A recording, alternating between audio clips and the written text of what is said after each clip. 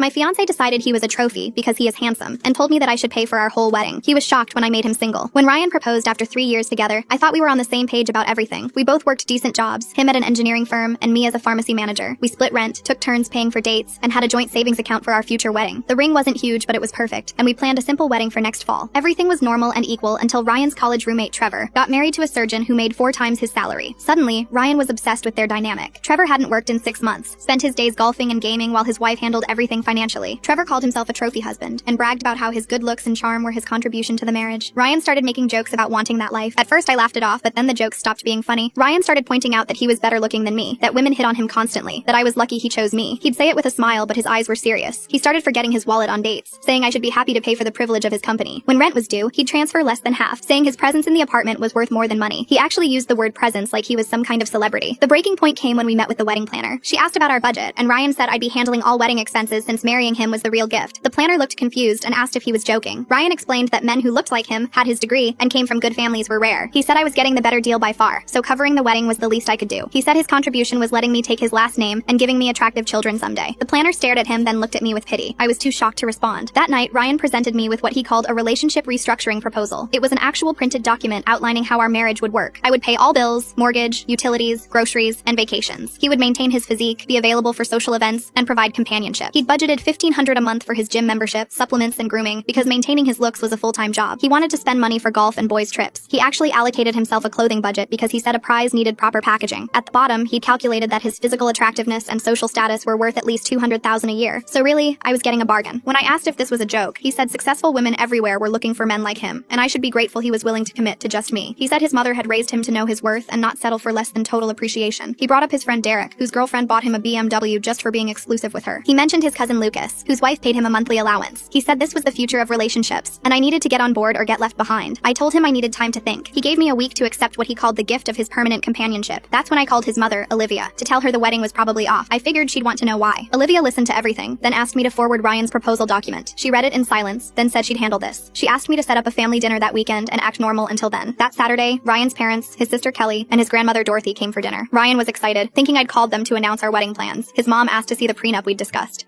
Ryan said we didn't need one since I'd be handling all finances anyway. Olivia said she wanted to see it in writing, just to protect everyone. Ryan pulled out his relationship restructuring proposal and handed it to his mother. She read it out loud, every single word. His father's face turned red when she got to the part about Ryan's attractiveness being worth $200,000. Kelly laughed when she read about the clothing budget. Dorothy asked if Ryan had lost his mind when Olivia reached the section about companionship being his contribution. When Olivia finished, she looked at Ryan and said she'd failed as a mother if he believed being born handsome meant he deserved a free ride through life. The dinner ended with Olivia telling Ryan he had 2 choices. Full story on channel, link below.